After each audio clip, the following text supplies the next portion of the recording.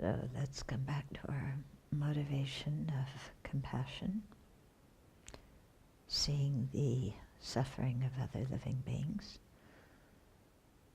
all living beings, no matter whether they're the victims or the perpetrators of atrocities.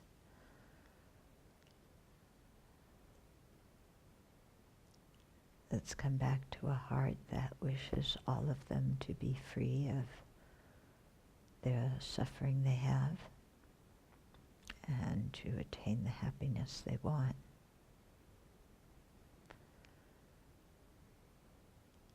And for all sentient beings to understand what the causes of happiness are and what the causes of suffering are, so that they can go about creating the proper causes and not under the influence of ignorance create the causes for suffering in an attempt to create the causes for happiness.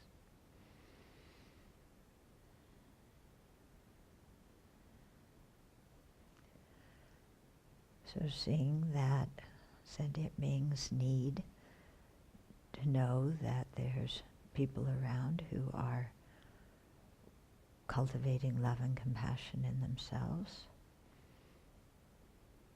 who are trying to live by those values, then it's important that we cultivate those values and live by them ourselves and model them and teach them to others as much as we can, even though we ourselves are imperfect sentient beings, at least to do our best. And to do this with the long-term motivation of eliminating all our impediments, gaining all realizations, so that we can be of the utmost benefit to sentient beings.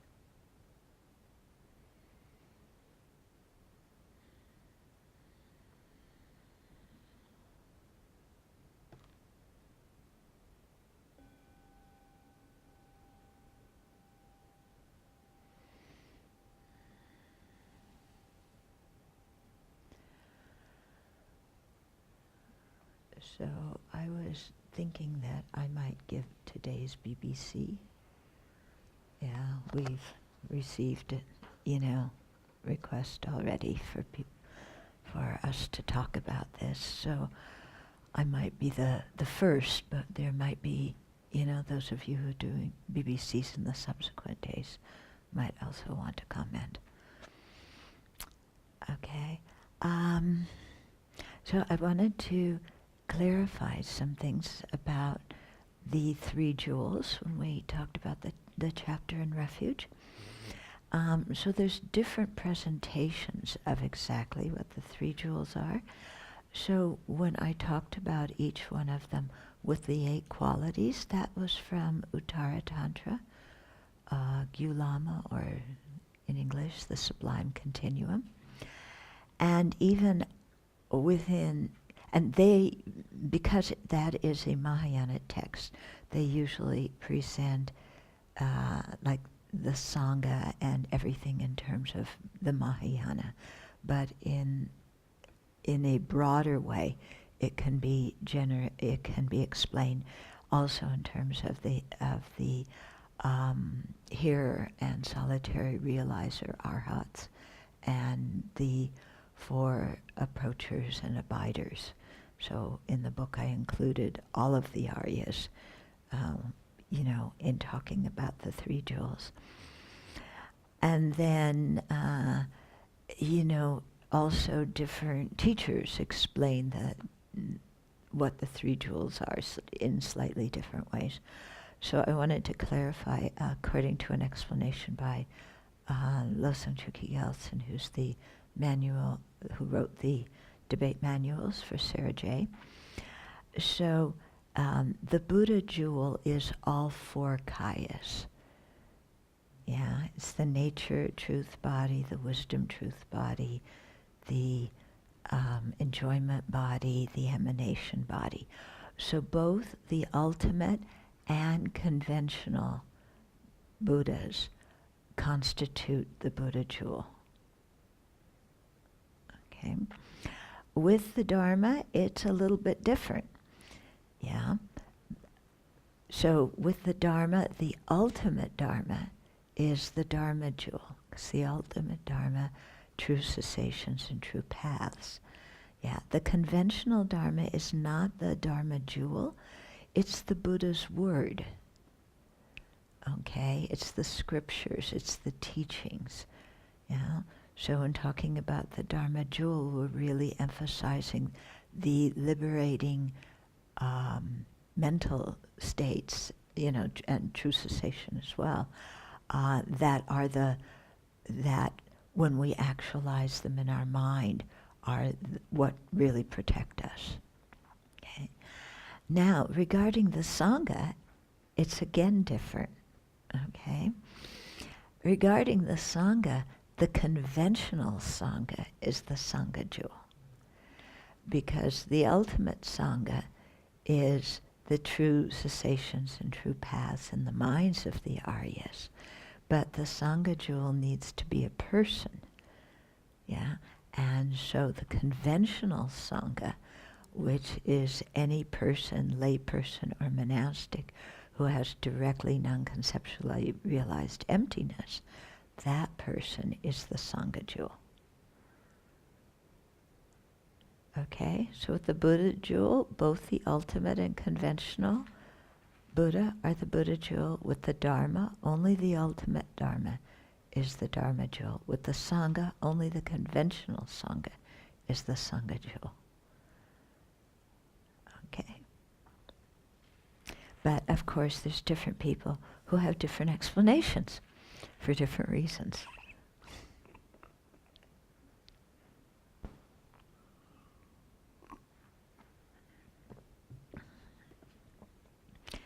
Okay, so we'll continue on with the chapter on ethical discipline. And His Holiness's, point that is so critical in this chapter is that both monastics and lay people keep ethical discipline, that it's important for everybody. It's not just the role of monastics because they're the ones who have more precepts. It's the role of everybody.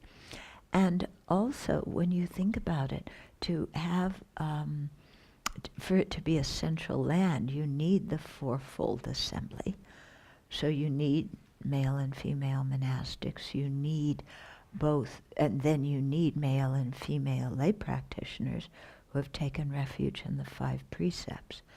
And so the idea is that these 4 elements of the assembly cooperate and work together and support each other, that there's not rivalry or criticism amongst them, yeah, but that everybody sees that they have their own particular role to play, to continue with the, to spread and preserve the Dharma.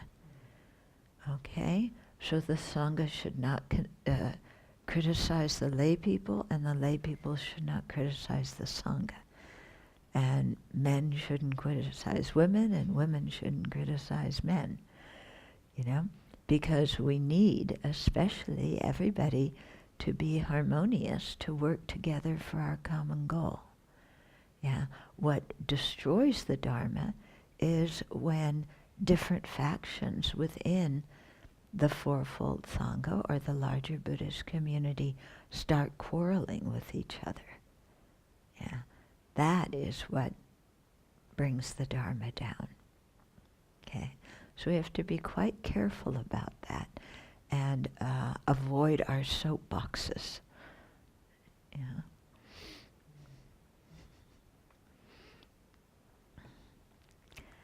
Okay, so now we're on the section that's called Advice for Monastics. So here His Holiness is talking specifically to monastics about the monastic lifestyle. So I would like now to address those of you who are monastics. Since we have obtained a precious human life with all conditions conducive for practicing the Dharma, now is the time to stop the suffering of samsara. So don't wait until next life. Having the time and the opportunity for Dharma practice that monastic life provides, we must do our best to abandon unnecessary activities and cultivate contentment. As a monastic, our foremost practice is to abandon afflictions.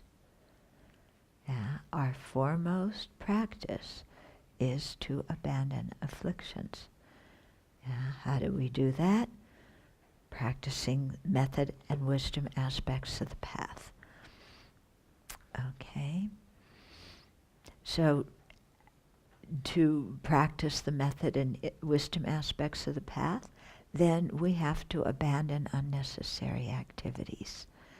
So to really be quite clear about what is necessary and what is a distraction, and how we keep ourselves busy doing stupidagios that are unnecessary activities. Okay, that doesn't mean we can't have fun. We certainly can have fun. Yeah, we certainly laugh and have friendship and so on. Yeah, that's an important part of monastic life. But the kinds of things it's talking here about is like going window shopping, yeah, going here and there, getting involved in families' problems, doing business activities, things like that. Okay? So monastic life is more than abiding in precepts. This is also important. And it's more than putting on the robes. Yeah? It's a change in your attitude. Yeah? And so that's why at the end of our morning session, there's the verse of cultivating a monastic mind that everybody lay in monastic recites. Okay? Because it's really saying, we're trying to cultivate a certain approach to life. One based on simplicity, one based on contentment, and one based on service to sentient beings. And so, of course, to bring that about, then we need learning, reflecting on and meditating on the teachings.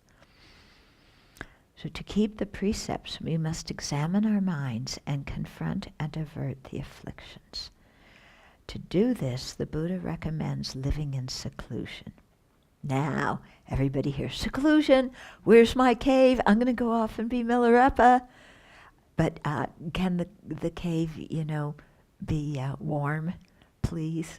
And can it have a refrigerator and a kettle so I can make tea? And, can you get rid of the mice so I can have a pantry inside with all the food I like? So that's not the meaning of seclusion, okay? So His Holiness says, seclusion does not mean simply living alone in a remote place. The deeper meaning of seclusion is being separated from afflictions, destructive actions, and the 8 worldly concerns. Seclusion from self-centeredness and ignorance are the best. Such seclusion entails developing mindfulness and introspective awareness and training our minds patiently and diligently over time. Okay? So here, how he's defining seclusion is it mirrors the definition of retreat. Retreat is not, not speaking to people and going off in some remote place. It's retreat from the 8 worldly concerns. It's retreat from self-grasping and self-centeredness. Okay? Because if you don't retreat from those mental things, you can live alone and your mind is still full of junk. Yeah, and still creating all sorts of negativity. We take precepts because we are imperfect beings who are trying to subdue our minds. It is natural that we make mistakes, but doing so should not be treated lightly. So we shouldn't just brush it off. Oh yeah, he said that, we take precepts because we're imperfect beings, and if we were perfect beings, we didn't need the precepts. So of course we're going to transgress. So I transgress, so no big deal. That's normal. What's next? Okay, yeah, we shouldn't have that kind of attitude. Excuse me. When we transgress a precept, we must reveal it and use the methods taught in the Vinaya to purify both the destructive karma and the infraction of the precepts. Transgressing the root precepts results in losing the ordination, so we must be especially conscientious to avoid that. So some people say that if you break a root precept, you lose the entire ordination. Other people, for example, in the Dharmaguptaka, if you break the root precept, you still have the precepts, yeah, but you have a very serious, transgression. So to avoid future transgressions, it's highly recommended that you give back all your precepts, because after you commit a root precept, you can't live with the Sangha, you can't wear the robes anymore, but you need to, return the ordination, the rest of the ordination. While it is up to each person to decide whether to become a monastic, once we are ordained, we must practice sincerely. If we wear the robes of a monastic, but our behavior is not good, the lay community will lose respect for the Sangha. That would be very sad. Monastics must practice well and make themselves objects worthy of respect. So this is also, yesterday I was saying, people need to really be screened carefully and well prepared before they become monastics, because if they aren't screened carefully, if they aren't trained well afterwards, then they act in all sorts of outrageous ways, and then the lay people lose respect for the Sangha, and then that harms the practice of the lay people, and it harms the existence of the Dharma, because then people say, well, what are these people doing, and what use is it to take precepts if you still act this way? Okay. So we should make ourselves worthy of respect. That doesn't mean that we go around thinking everybody should respect me. Like, I keep my precepts well. I'm a Sangha. I'm superior to you. You need to respect me. If you have that kind of attitude, you're very far away from being an actual Sangha member, mentally. Okay. Monastics help each other to grow in the Dharma by giving and receiving admonition. When a monastic misbehaves but does not acknowledge his or her error, with a compassionate motivation, we should admonish him so that he can correct his ways. When we receive admonishment, we must listen respectfully and contemplate what those who are senior in ordination or wiser in the precepts advise. Being obstinate and insolent regarding either the Buddha's advice or the admonition of the Sangha creates many hindrances for our practice, whereas receiving admonition with humility and appreciation enables us to grow in the Dharma. Okay? So, Sangha is supposed to help each other. So if somebody breaks a precept, if somebody isn't acting properly, then we go to our Dharma brother and sister and in a respectful way, point out what happened.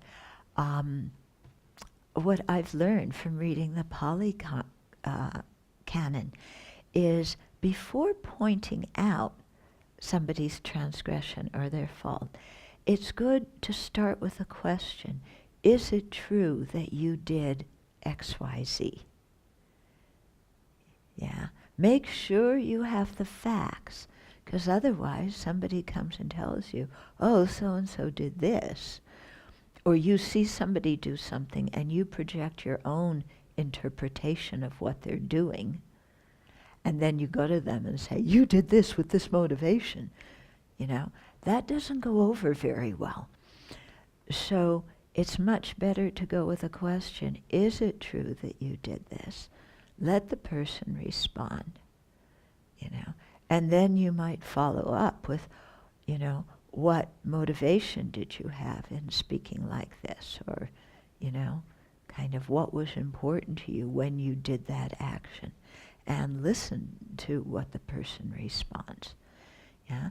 Because nobody likes to be directly accused of something. Yeah? And usually people respond defensively when they are. So that's why it's better to go with a question and then continue on from there.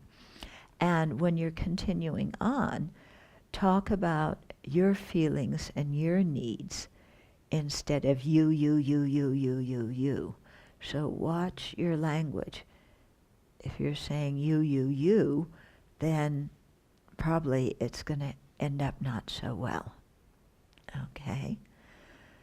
So, you know, even if you're going and trying to express, like, you know, the Abbey has a schedule and we all follow the schedule and something like this.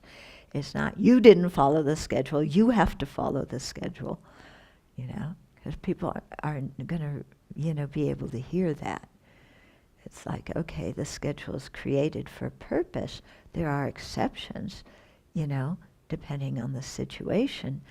Yeah, can you, you know, we assume when people come here they want to follow the schedule. If you're not following it, can you explain to, you know, what's going on? And, you know, do you have special needs that need to be addressed? Or how can the community support you to follow the schedule? Okay, that goes over much better than, yeah, I'm an SS officer. Yeah, Sangha support officer. Thou must follow the schedule. Yeah, that doesn't go over so well. Also, when we're receiving admonition, regardless of how the person gives it, because sometimes people forget and they aren't the most skillful when they give admonition. You know, the person receiving admonition also has a responsibility to stop and listen to what's being said. Most of us, the first tinge we hear of something that we don't like, yeah, our mind assumes it is personal criticism of who we are. Okay?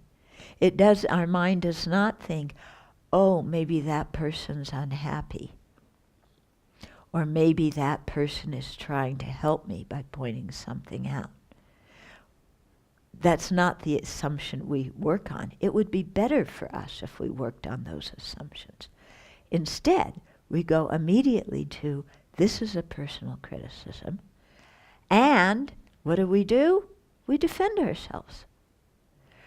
So the moment somebody says something we don't like, we stop listening, we go into defensive mode, we start talking, you know, interrupt them, start talking, because we have to explain our side, because they don't understand it, and they are blaming me and accusing me for something I didn't do, because they are out to get me and they don't understand me.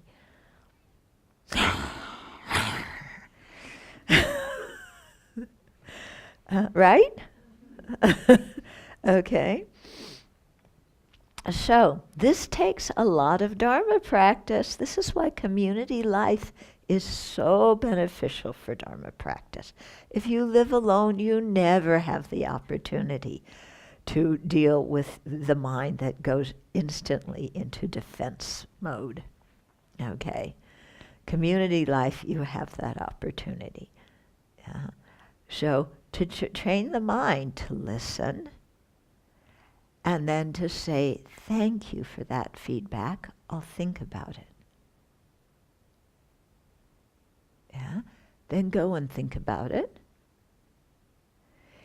If, the person misunderstood something or whatever, you can go back and explain, your side. But by that time, hopefully you're more relaxed and you're not in defensive mode. You're in the mode that wants to communicate and realizes the person lacked a piece of information. And we're realizing that maybe it wasn't, they weren't out to criticize us, that they were, maybe even trying to help us. And we misunderstood and projected the wrong motivation on them. Okay? So it's quite a training to, and I really notice the difference, sometimes once in a while I'll give somebody feedback and right then and there they'll say thank you and I'll think about it. And then I just go, oh, how nice. It's like, oh, there's some communication happening. The person's receptive. Yeah. Whereas sometimes you try to help and what you get back is, they take out their ammunition and start shooting at you. Yeah. So this is a training that we have living in community, to learn how to give admonition and how to accept admonition. And it's really a training because we will blow it many times. Why? Because anger wells up in our mind. Yeah, if you look, every time it's anger. Whether you give the admonition in unskillfully or receive it unskillfully, I would say 99.99% it's anger involved. Would you? Your experience? Yeah. So then we should have a little alarm. Anger, anger, creating negative karma. Beware, creating negative karma. Shut up. Not the other person, shut up. Me. Shut up. Control your mind. Yeah, go work with what's going on inside yourself.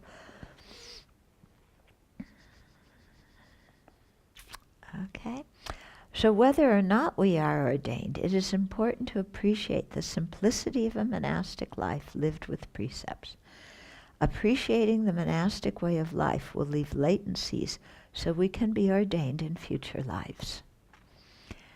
Okay, then the joy of monastic discipline.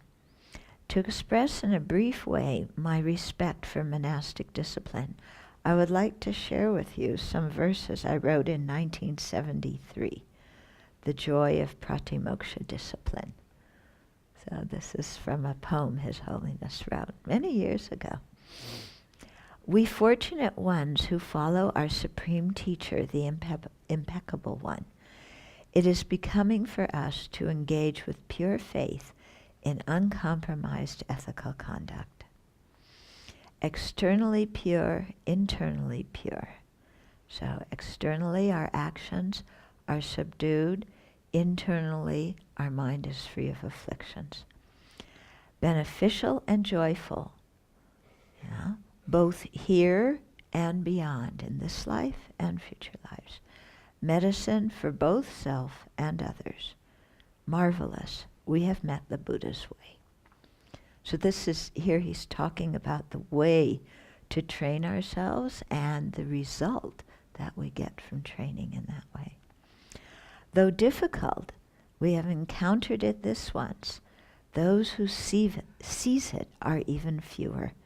With firm determination in our hearts, observe pure conduct by all means possible. Beyond doubt, this discipline subdues the extremely coarse afflictions, even the dukkha natural to householders' lives. What need to mention that this discipline eases that too? So, the ethical conduct of a householder, the 5 lay precepts. How it eases the life, stops problems. The supreme mind of bodhicitta, the lifeline of the bodhisattva path. Concentration such as the union of serenity and insight and so forth. What escapes being produced by this discipline? So, ethical conduct, lies behind bodhicitta, serenity and insight, all these other practices. The wondrous and marvelous profound path of Tantra, the method to realize selflessness with the subtlest level of mind, that too is founded on this discipline. Okay? So you can't practice the bodhisattva path without practicing pratimoksha discipline.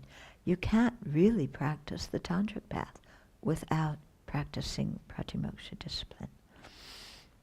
The state of a Buddha, the inseparable union of compassion and emptiness, emaho, the swiftest path leading to it, that too relies on this discipline for its cause. So becoming Buddha, becoming a Buddha relies on ethical conduct. And here the ethical conduct, of monastic discipline, but also implying the 5 lay precepts as well. Therefore, O intelligent friends, do not disparage or treat as trivial the pratimoksha ethical discipline, which originates in the Sravaka scriptures. Okay? So remember before I said that the pratimoksha is not a Mahayana ordination? So here he's stressing that. It originates in the hearer's scriptures, okay? Within the 18 original schools.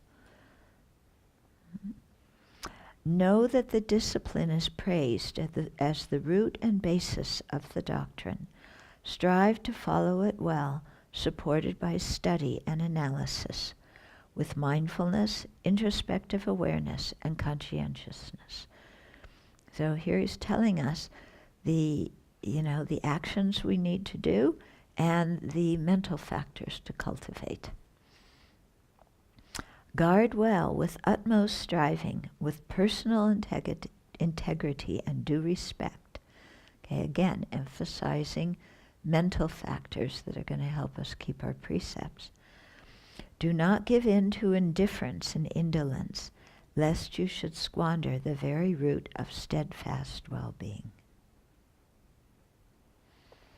Okay?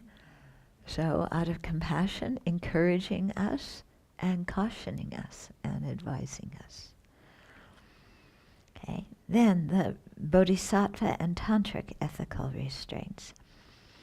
Those practicing the bodhisattva vehicle take the bodhisattva ethical restraints with the wish, with the motivation to attain full awakening to benefit all sentient beings.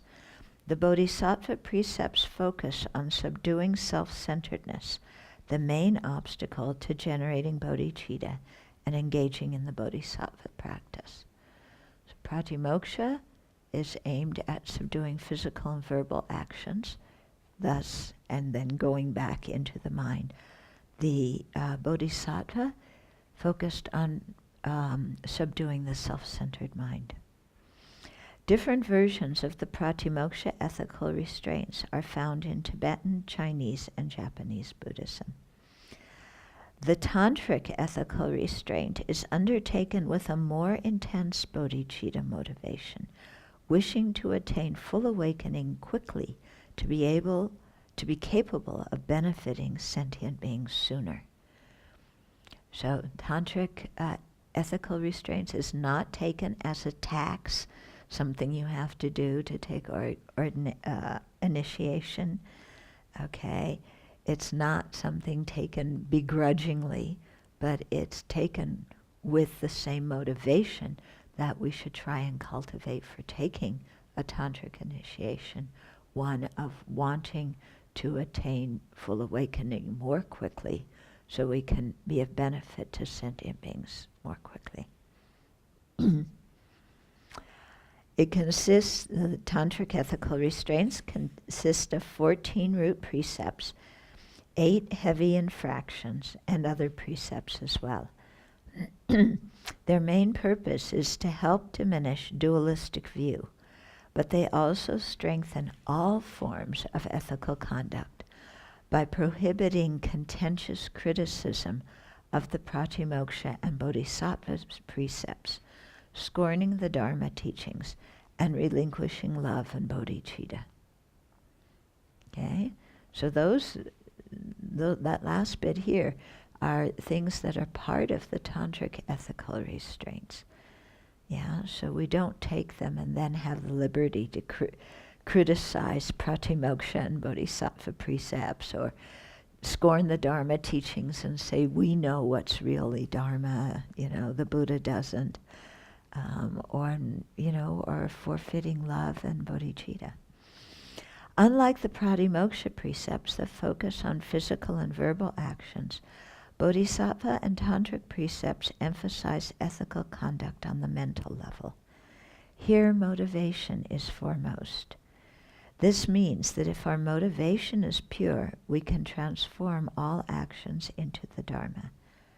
However, this does not give us license to rationalize selfish and non-virtuous actions by saying, my motivation was compassion. Okay? So this we have to be extremely careful of. You meet a lot of people, who say, well, I have the Bodhisattva and Tantric vows, I'm doing this with compassion, but, as from an outside perspective, it sure looks like they're rationalizing and justifying their self-centeredness. Yeah, or their unbecoming behavior. So it should not be used in that way. Vinaya practice emphasizes decreasing attachment, so monastics are not allowed to touch gold or precious things.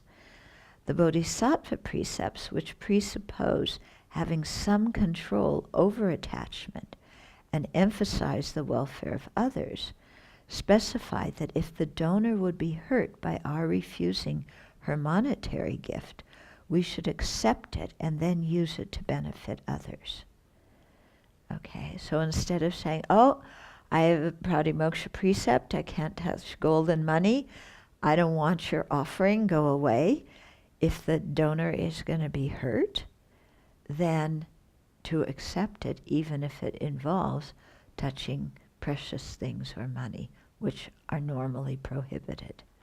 Okay? Because it's done for the purpose of allowing the other person to create karma, to create virtuous karma. Okay? Although these actions superficially seem contradictory, they are both ethical precepts that apply to one person at different times in her training. So this sometimes gets a little bit sticky. I remember one time when I had a few lessons on this precept. One time, many years ago, when Sangha Rinpoche was in the U.S., some people wanted to take him to Disneyland. And so I had the mind of a groupie. I wanted to tag along and, be near my teacher and, do this wonderful, exciting thing. And so I kind of made it known to people that I wanted to go, but I didn't have the money to go. And so somebody came and offered, to sponsor me.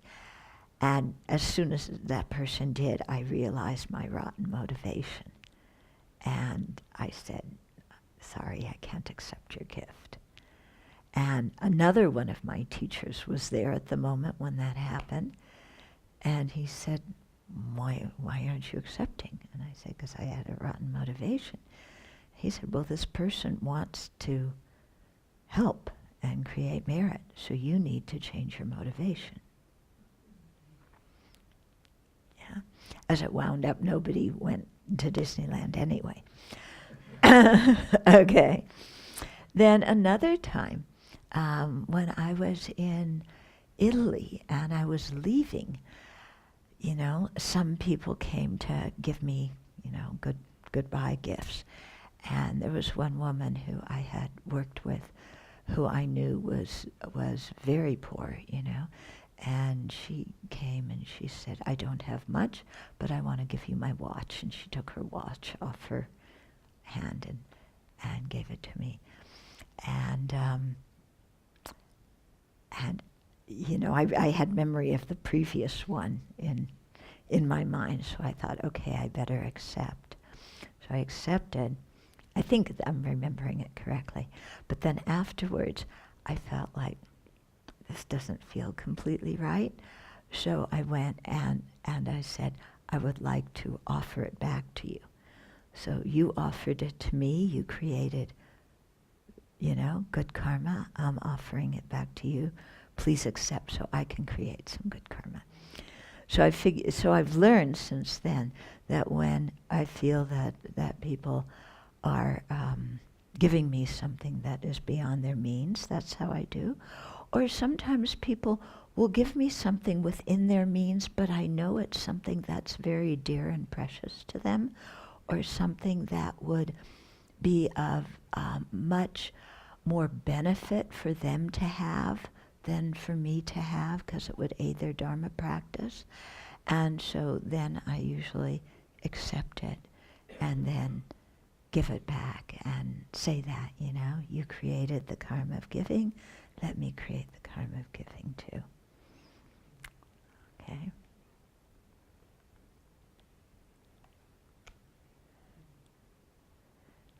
Tracy, I'll accept the computer. I knew that you would be worrying when I said this.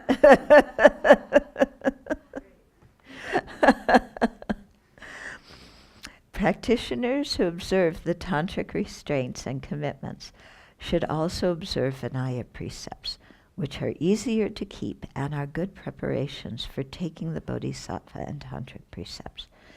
Practicing tantra should not be used as an excuse to neglect the Vinaya. Quite the opposite, we should be more strict in practicing Vinaya, because if we aren't, how can we expect to observe the tantric restraints, which are more difficult to follow? Okay. Any questions about that chapter on ethical conduct before we move on? Okay, then we'll start chapter 5, the higher training and concentration. So we did the higher training in ethical conduct, now higher training in concentration. The chapter after this is the higher training in wisdom. Okay, so first, the importance of concentration. The benefits of concentration. So samadhi is the Sanskrit word for concentration, okay? And serenity, the Sanskrit word is shamatha, okay? They aren't exactly the same. Yeah, so they're related, but they aren't the same.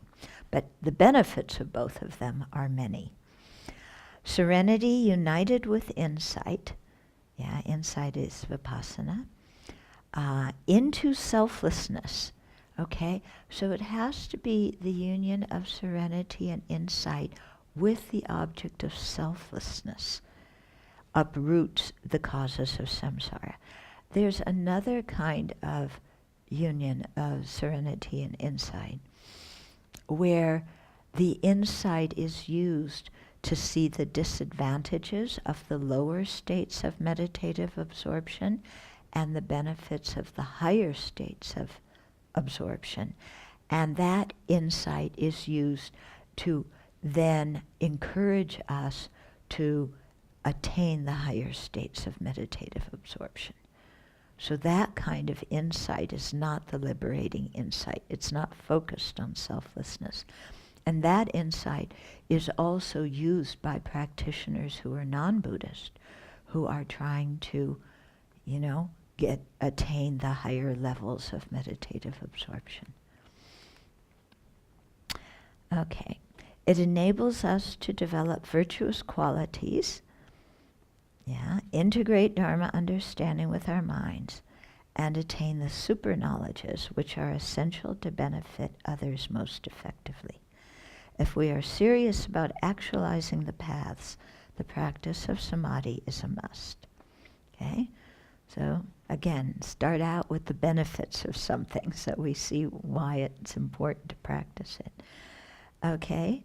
So it helps us develop virtuous qualities, because to develop serenity, we have to overcome the 5 hindrances, which are non-virtuous qualities. It helps us integrate Dharma understanding in our mind, because, when we understand bodhicitta or emptiness or any other topic, to really get that so that it transforms our mind and becomes, our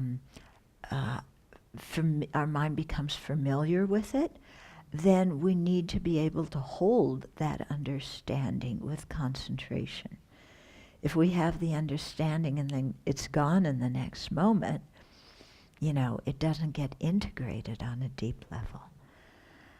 Okay, concentration also helps us to attain the super knowledges, which are explained further on in this chapter, and so they're very important if you want to do bodhisattva activities, to have the super knowledges. Some of the here practitioners generate super knowledges, some don't.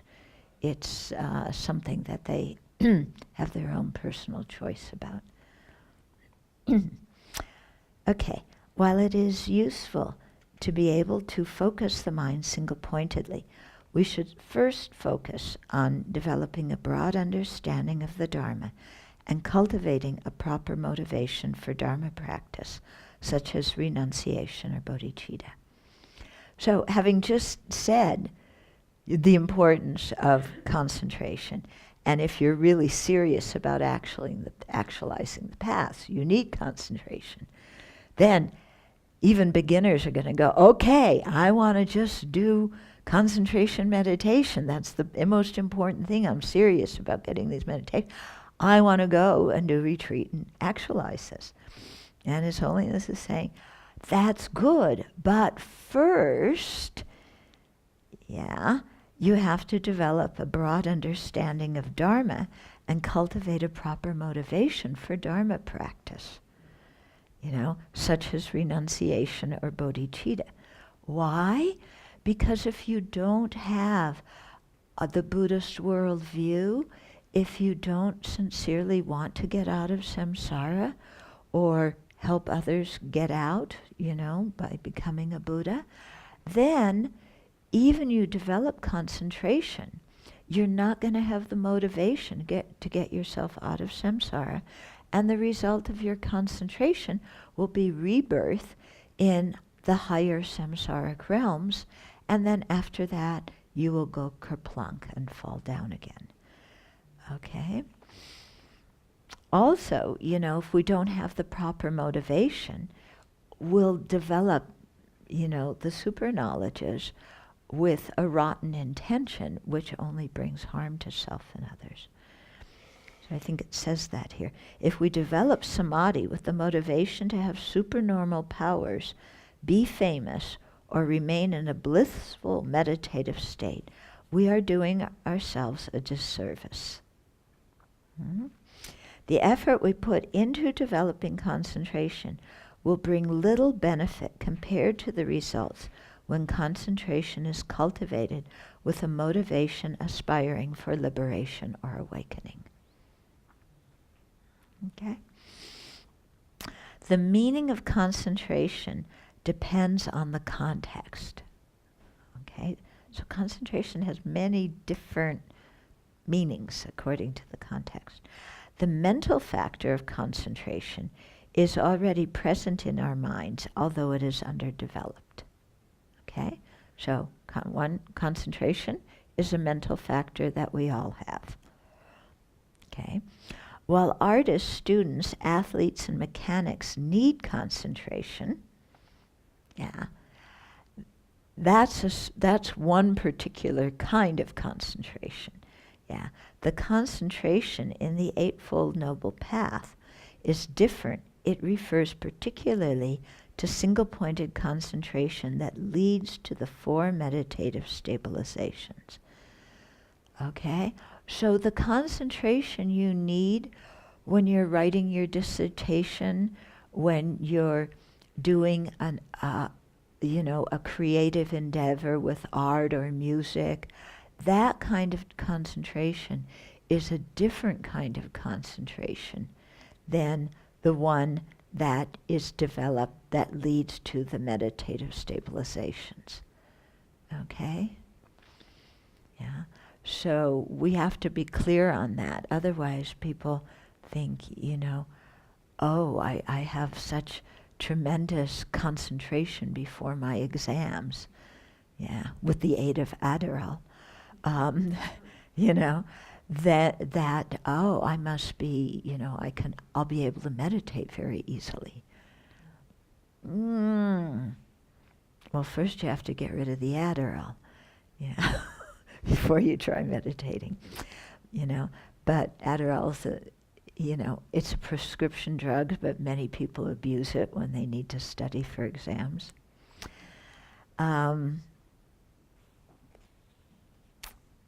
So the concentration for meditative stabilization is different. Concentration is a powerful state of mind able to control mental activity and the arising of afflictions. Okay? Serenity is concentration supported by the bliss of pliancy that is able to keep the mind in equipoise on its object. Okay?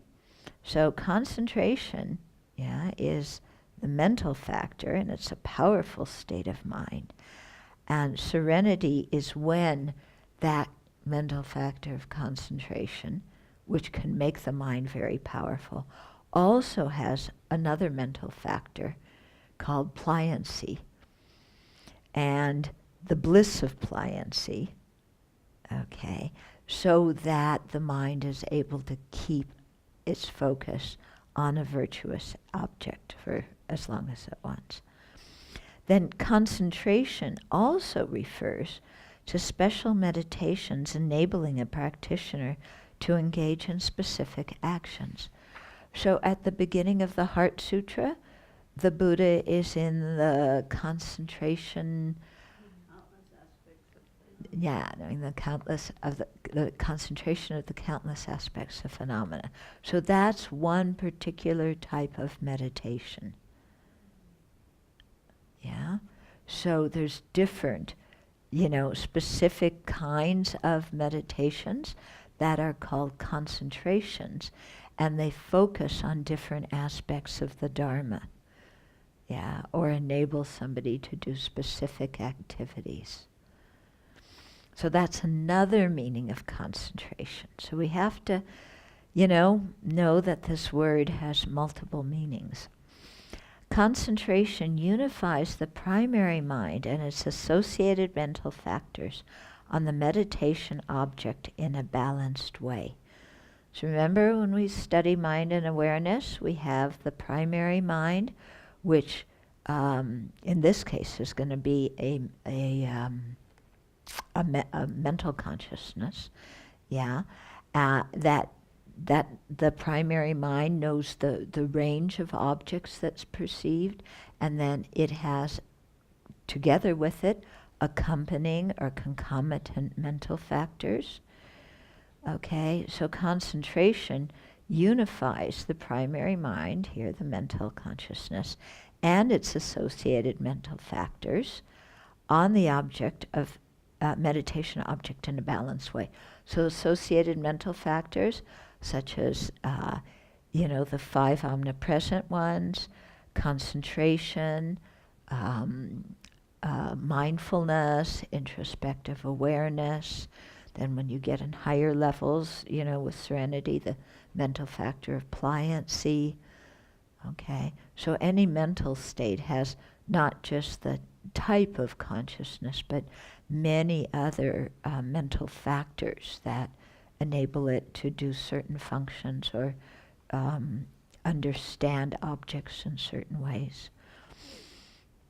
Concentration ensures uninterrupted attention and mindfulness on the object and produces mental tranquility.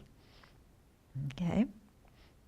Free from manifest afflictions, it is like a mirror clearly reflecting objects. Okay? Now here, free from manifest afflictions, that's deep states of samadhi. It's not just our normal mental factor of concentration. It's the concentration when you have serenity. That is free from manifest afflictions. Okay? It is actually, it's more perfected once you get the meditative stabilizations, but we'll get into that. Free from manifest afflictions, it is like a mirror clearly reflecting objects. When combined with wisdom, such a mind brings deep realization.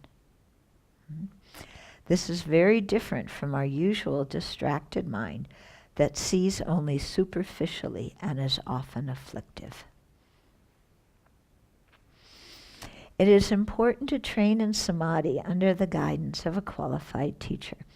Working with the mind is a delicate venture, and without proper guidance we may go astray. This is very important.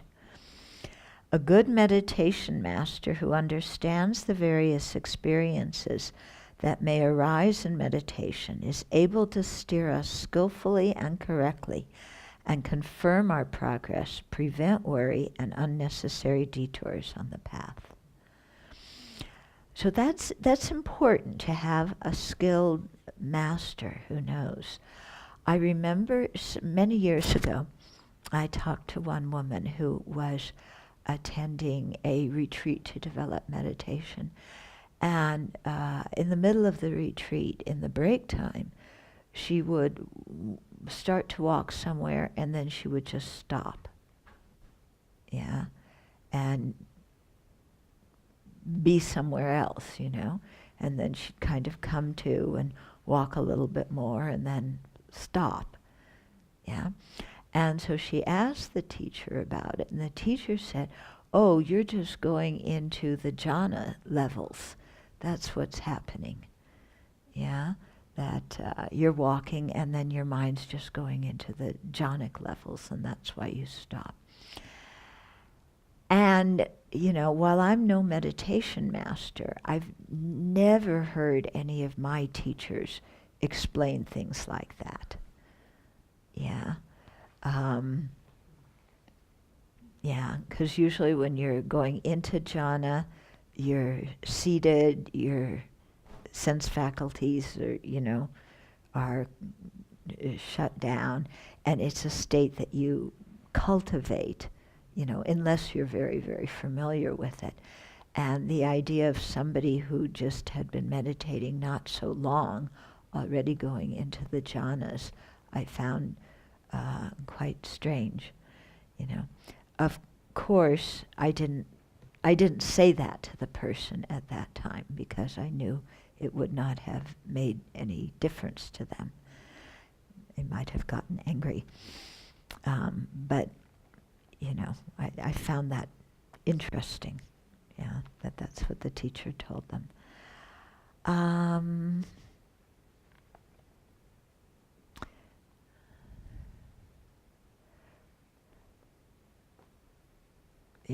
I remember somebody else telling me too that when they were meditating they would get these huge rushes of bliss, and they thought maybe they were, things, I don't know what they thought was happening, but something spiritual. And I asked Geshe Sopa about it, because this person said to me, "What's going on?" I said, so I asked Geshe Sopa. He said, "That's just sexual energy." ignore it.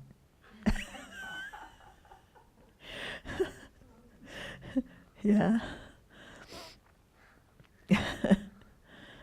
Yeah. So sometimes you do have spurts of sexual energy in meditation. Yeah, that happens. But it doesn't mean you're, close to actualizing bliss and emptiness. Okay. The Buddha himself, if you have those blissful experiences, it's not something that you should say, oh, I shouldn't have these, this is bad. Don't say that to yourself. But also don't go, wow, this is so far out, I want to do this every session, and get attached to that kind of blissful experience. Yeah, because then it becomes a distraction to you. Yeah, but if it arises, okay, it's there, but I've got to stay on my meditation object and not go running after, whatever triggered that experience. The Buddha himself emphasized the attainment of samadhi and the jhanas. In the Pali tradition, detailed meditation instructions are found in the commentaries and in the Visuddhimagga. In the Sanskrit tradition, commentaries by Maitreya, Asanga, and Kamalashila discuss serenity and concentration in depth. Okay, so referring us to these commentaries. And the Chinese tradition,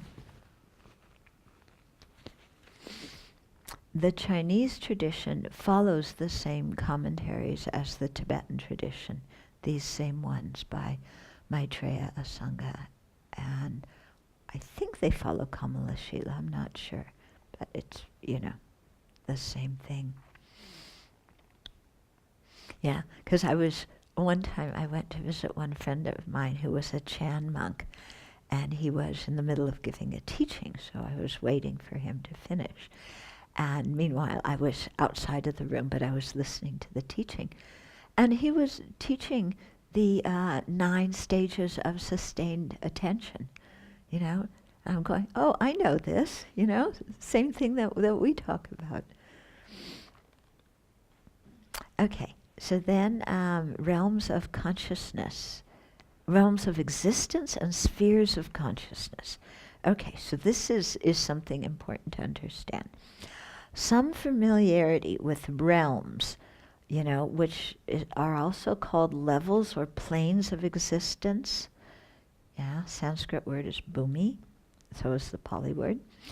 And the spheres of consciousness, avakara, as presented in the Pali Abhidharma, is helpful before training to gain samadhi.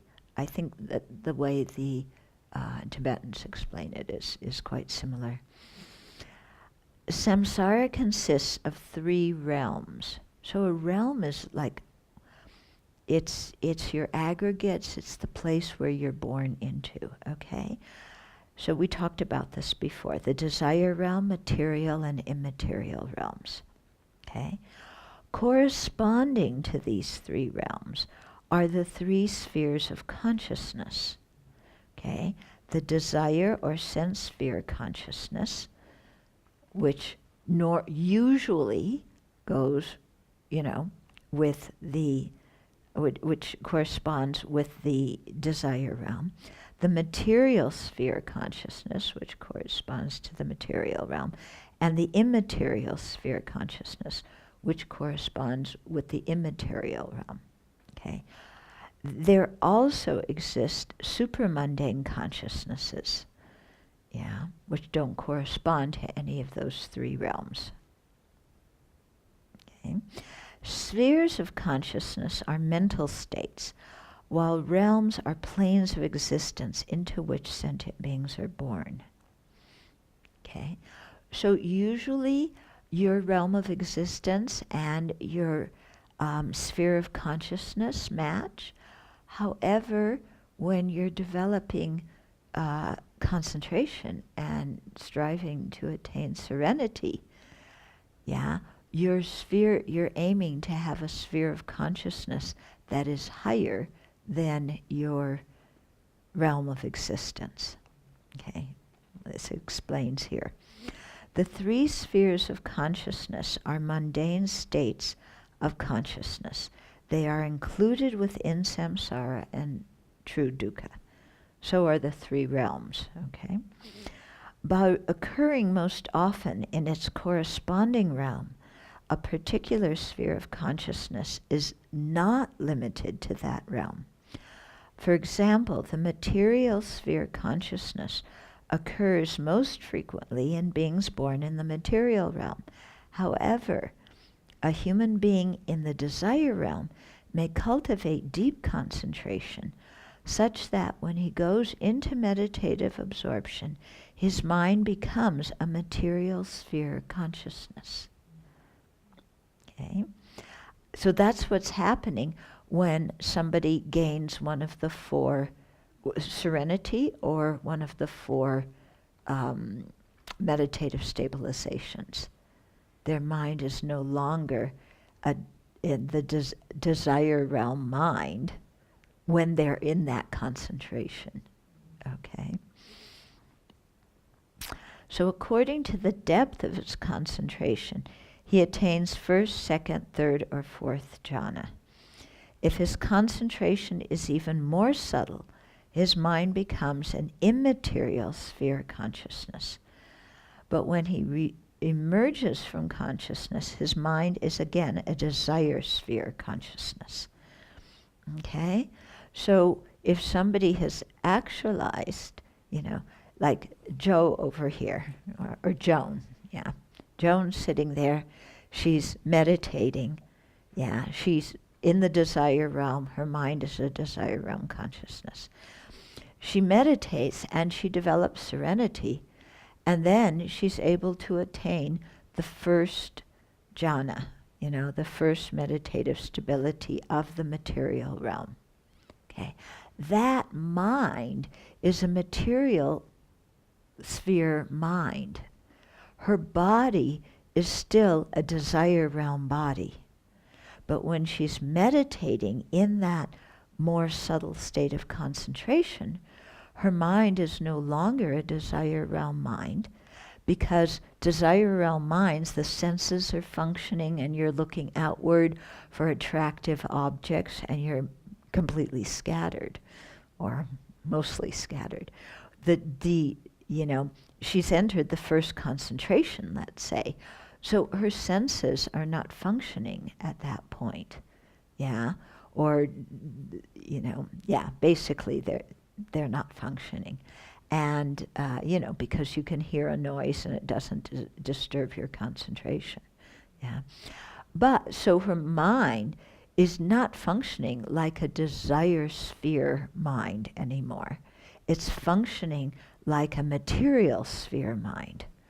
So at that moment, in that deep state of samadhi, her mind's in she has a material sphere mind. Okay? If she deepens her concentration and even goes up the ladder to the immaterial meditative absorptions and actualizes those, then even though her body is desire realm, the mind, when she's in those deep states of concentration, could be an immaterial sphere mind. Yeah. When she comes out of her meditative absorption and her senses are functioning again, her mind is again a desire sphere mind. Okay? Of course, that desire sphere mind is going to be a lot more tranquil than the usual desire sphere mind, because you still have the influence of having been meditating in deep concentration. Kind of like a hangover. Yeah, a good kind of hangover. Yeah.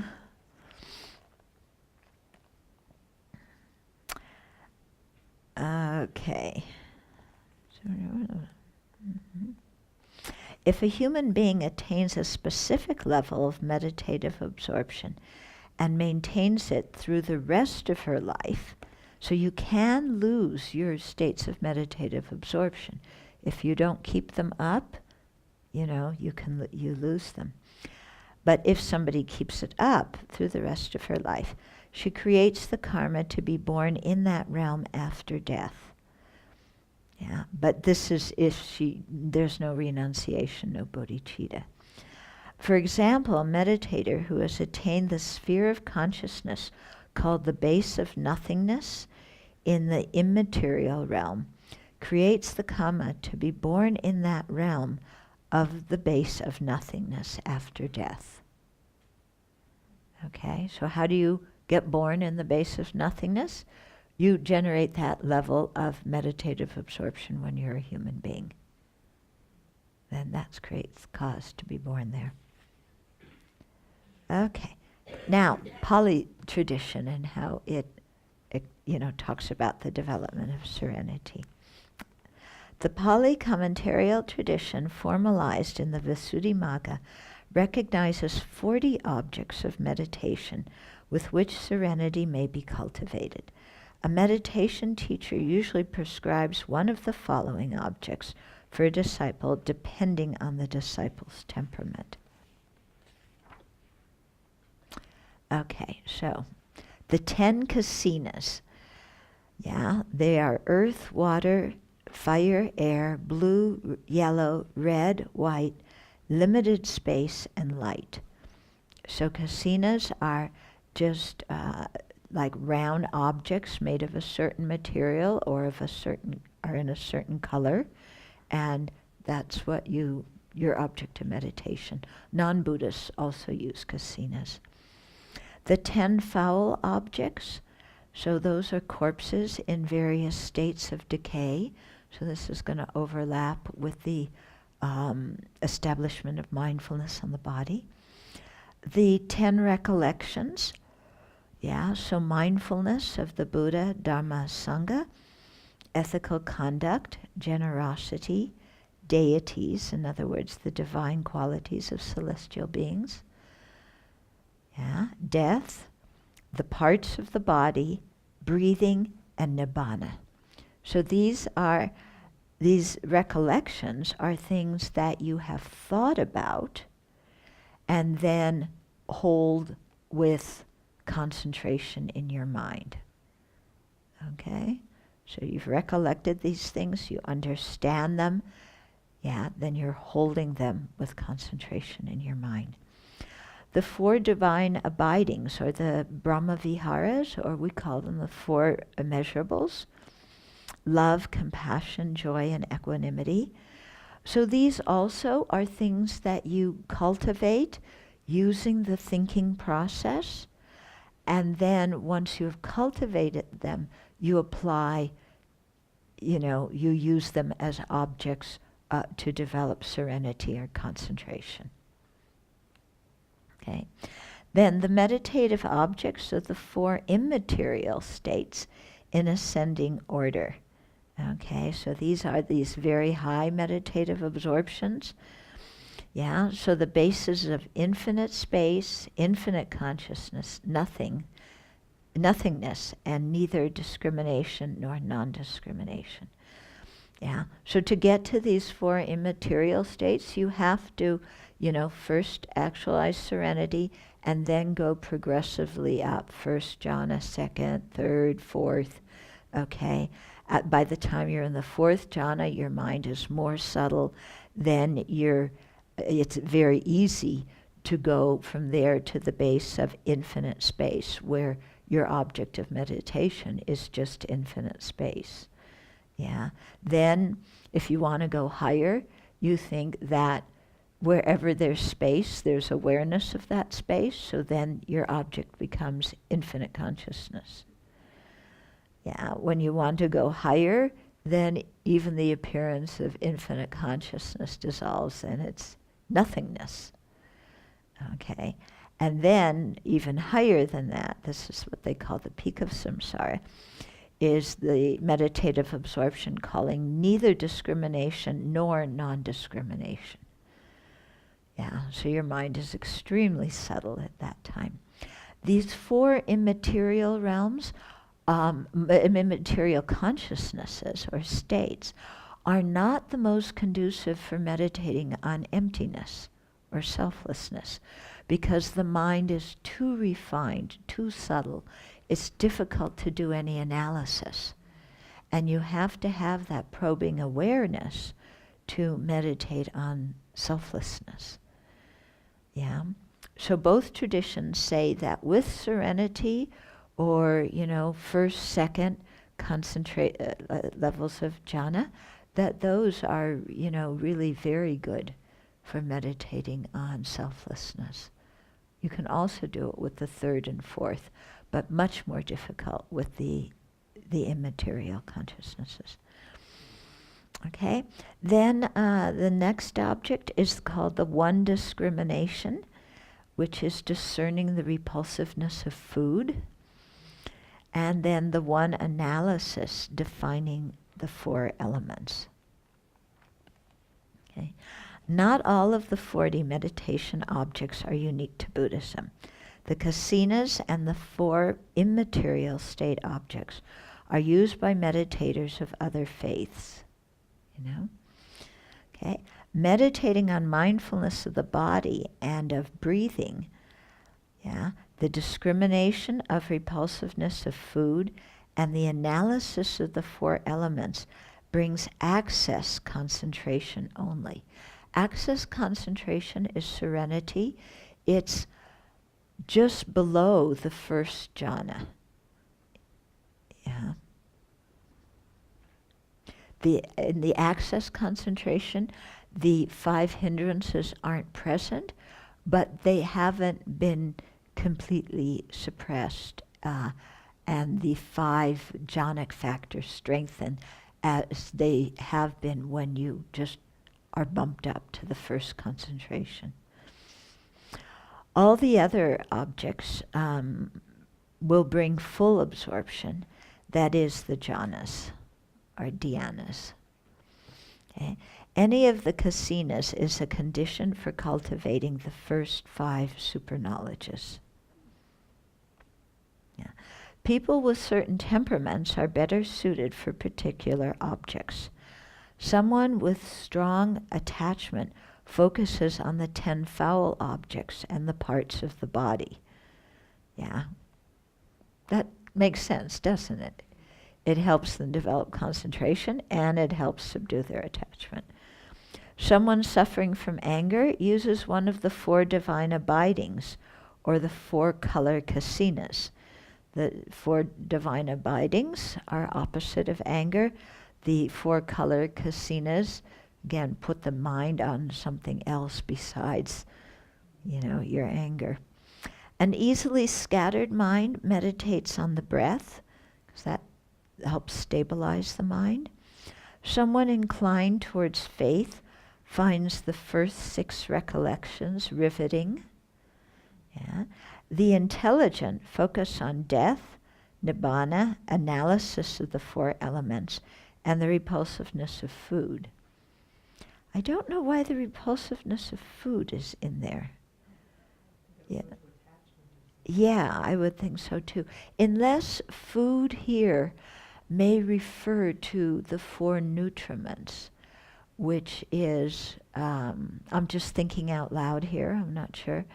The 4 nutriments, they just talk about what nourishes, what food, gross food nourishes the body, but what nourishes different ones of the 12 links of dependent origination. Yeah. Maybe. I don't know. I'll have to ask about that. The remaining kasinas and the 4 immaterial state objects can be used by everyone. Before going to a quiet place to practice, think that you give your life to the Buddha. Okay, this kind of motivation you have to do. Not, I'm going on retreat, I'm going to develop single-pointedness. Oh, this is going to be so exciting, and then I can tell all my friends I did it. No. Okay, you give your life to the Buddha. Doing this strengthens the mind. A good motivation and a strong determination to confront and work with afflictions are also important. This cannot be emphasized too much. Your motivation is so important for doing this. And a determination to work with what comes up when you're doing concentration practices, because all sorts of stuff comes up. All your childhood stuff, all your, grudges that you've held, all this stuff in your mind that you haven't thought about in decades, can very easily come up when you're trying to cultivate concentration. So you need to have a very strong determination and a lot of experience in dealing with your afflictions so that you can handle these kinds of things if they come up while you're meditating. Okay? You'll remember one of our friends came here and she had done a 3-year retreat, and she was saying this, everything that you haven't thought about in years comes up. She said, and there I was in my meditation humming "The Ants Go Marching 2 by 2. And where in the world did that come from? And she said, all the commercial jingles you ever heard, as a little kid, all this stuff, And then other friends of mine who have done it, they say all sorts of, childhood issues, emotional issues, all this kind of stuff comes up.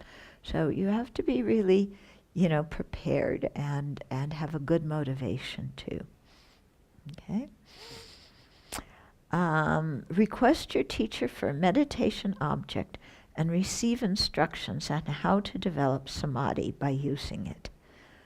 So don't just, take a book that you've read and go off to some secluded place and teach yourself meditation. You really need to be under the guidance of a teacher. That's why, like in Dharamsala,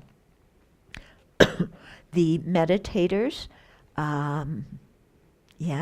they would meditate in the mountains, but their huts were always, kind of formed a community. I mean, they were far enough away from each other not to disturb each other, but they were in a community because if somebody had a problem, if they felt ill or something like that, or they didn't have enough food, they had people to rely on. And also if things came up in their meditation, they had Dharma friends who knew about what happens during meditation, who they could go talk to. And then most of them were also under the guidance of His Holiness and would check with His Holiness as well. Okay, so I think that's quite important, yeah? And also to have studied well these instructions on how to generate serenity and concentration, so that you know very clearly, what are the obstacles and what are the antidotes to those obstacles, yeah? And then based on that, you have some tools to work with your mind with. Yeah?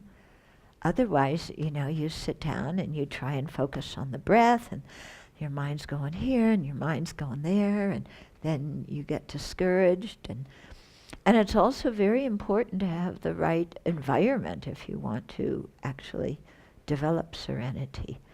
Yeah?